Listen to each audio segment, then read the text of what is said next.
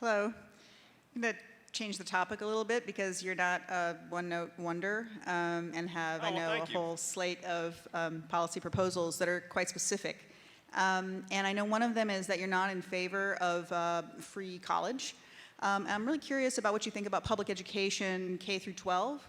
And what you think about the crisis of student loan debt, what your proposals are around both of those things, and also education in general, which seems essential to our civic health. Yes, thank you. I have 75 policy proposals on my website, so it's like UBI and then like 74 others. So that's what she was referring to, I think in part. I love the spirit of free college or free public college. I just think that it sends the wrong message because college, so the first thing is that only 32% of Americans graduate from college, and that proportion has essentially been constant for years. And then as we've tried to plow more people into college, what we've done is we've brought down the college completion rate. The college completion rate in 6 years now is 59%. So 41% of people who are starting college do not finish within 6 years.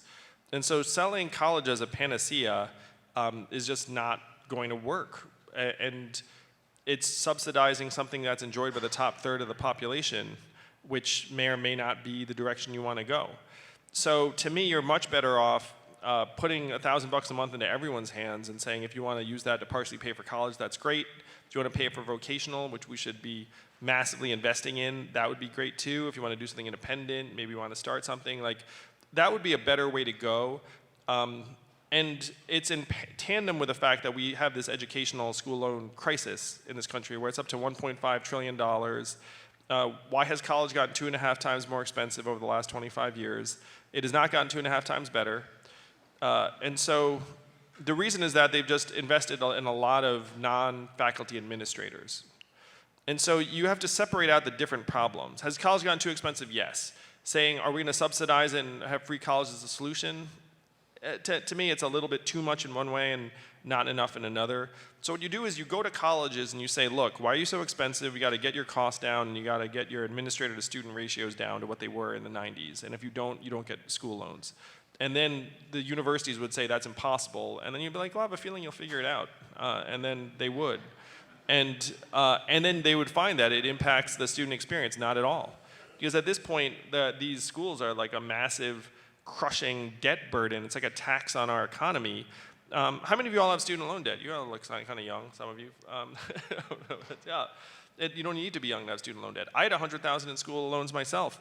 I used to call it my mistress because I was like writing a check to like a family in another part of the country. I was like, so it's immoral. I would forgive a lot of that student loan debt in an argument for stimulus because young people and like other people should be starting families, buying homes, starting businesses, and not paying off this phantom school debt that, like was for an education they got years ago and the school was already paid.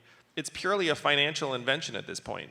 And so if you wanted to make an economy that worked for people, you would just be like, look, this is a great stimulus to the economy. Let's just like get some of the school loan debt off of people's backs, get colleges to be more cost efficient, and then give everyone $1,000 a month and invest very highly in vocational.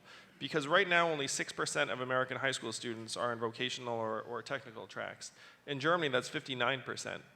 What do you all think the appropriate percentage is for America then? 25 or 30, right? But the problem is we're overselling college to all these kids. We're like, hey, if you don't go to college, your life is over. And then they go to college, they get this debt. Even if you come out of college right now, you know what the underemployment rate is for recent college grads? It's 44%. So again, this entire like subsidized free college, like it doesn't solve the problem. Like if you come out and you're underemployed and you don't have crushing debt, yeah, that's better than having crushing debt. But like maybe we need to start trying to address the imbalances in our system. And one of the imbalances is that we're over-prescribing college, we're under-supporting vocational trades and apprenticeships, because if you're going to automate away a lot of the jobs, which we are, 44% of the jobs in America are either repetitive manual or repetitive cognitive. We're going to automate away a ton of those jobs. But you know what's really hard to automate away? HVAC repair. Yes, air conditioning repair, plumbing, You know, like it's very, very hard to automate away fine motor work like that. Those jobs are steady, they pay well, they're gratifying. So we need to start saying to kids, like, that's a really good way to go. Like, that's a better way to go than a 4-year degree that might, you know, that just might lead you nowhere. No offense, I went to college, you know, I love college and all that, but we're just overselling it.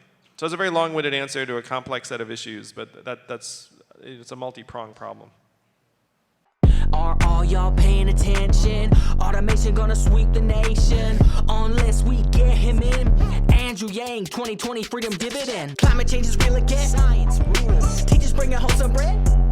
Medicare for every citizen. That's nice. Andrew Yang, 2020 freedom dividend.